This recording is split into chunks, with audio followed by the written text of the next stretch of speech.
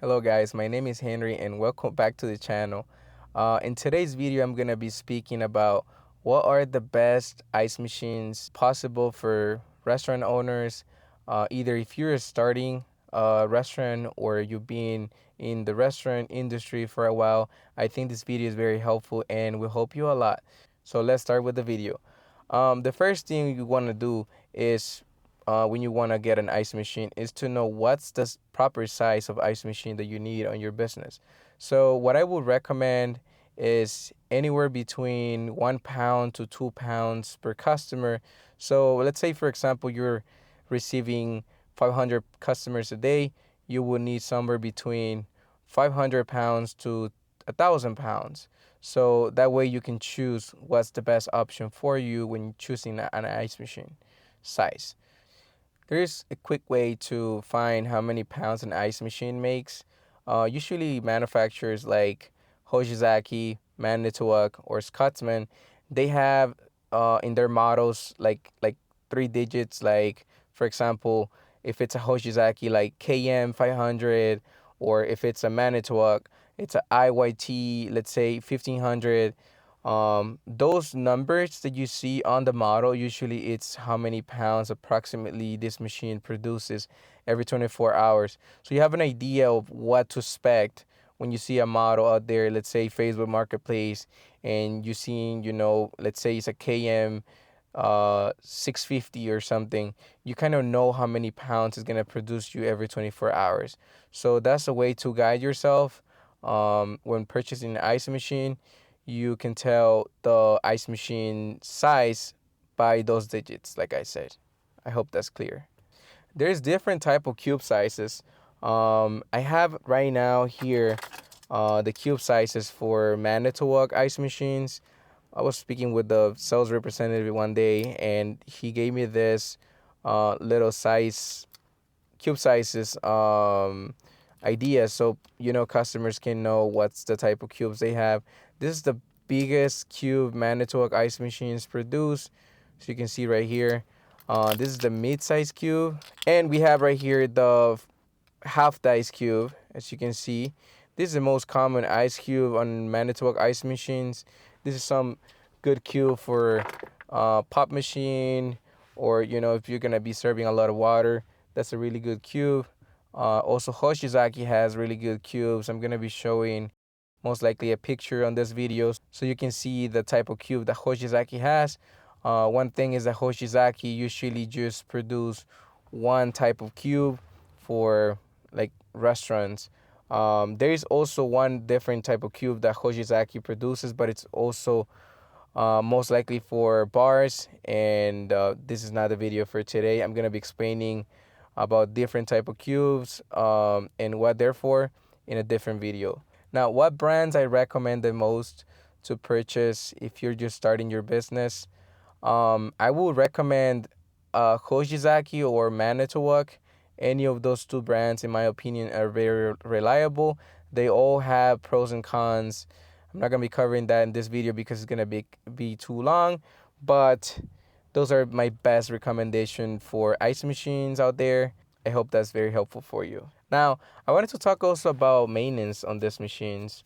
It's very important to clean your machines once every 6 months, because if you don't clean your machine every 6 months, it's gonna get clogged up with something like mold, scale, or any other minerals that comes in the water.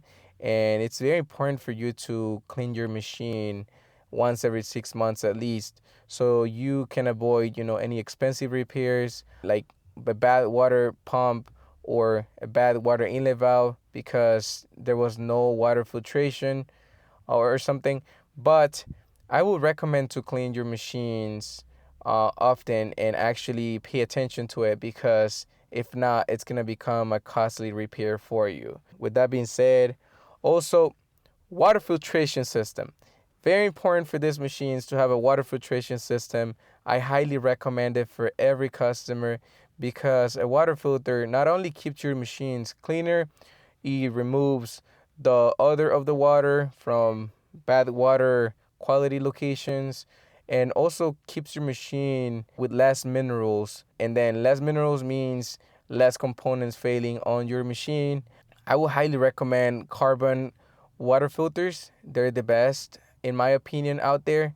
So please install a water filter in your machine, and you're gonna thank me later because it's gonna save you a lot of money in repairs. Replace the water filter once every year. That's my best recommendation. If the water filter doesn't get replaced once every year, what end up happening is that the water pressure decreases because the water filter is getting more clogged up with minerals, and then it's gonna create a service call for you. The evaporator might freeze up, and then it's gonna cost you money for repair and also to replace the water filter. So please replace it once every year. If you're using a lot of ice and you know that that machine has been using a lot of water, maybe once every 6 months. But yeah, water filtration system very important for these machines so they can run smooth and you can have a very good and reliable ice machine on your restaurant. Last thing I want to talk about is warranty. With warranty, spect 3 years of warranty from Hoshizaki to Manitowoc ice machines on parts and labor, and 5 years for evaporator and compressor. So keep in mind when we are out of those 3 years and let's say that compressor it's bad, it's within that 5 year time.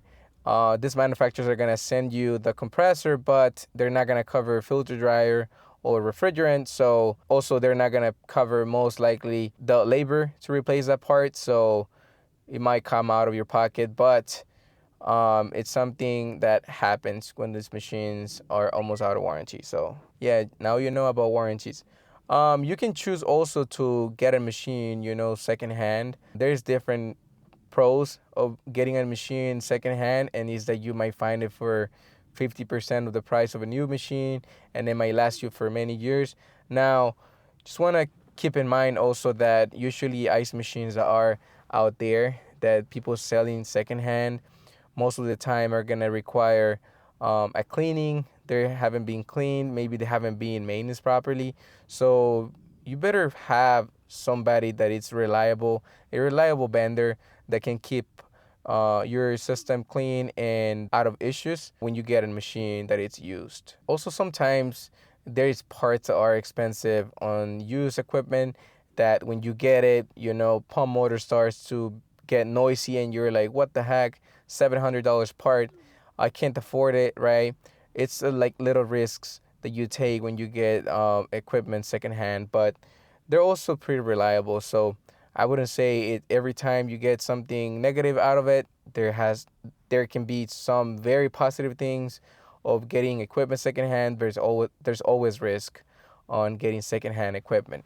Just to let you know that.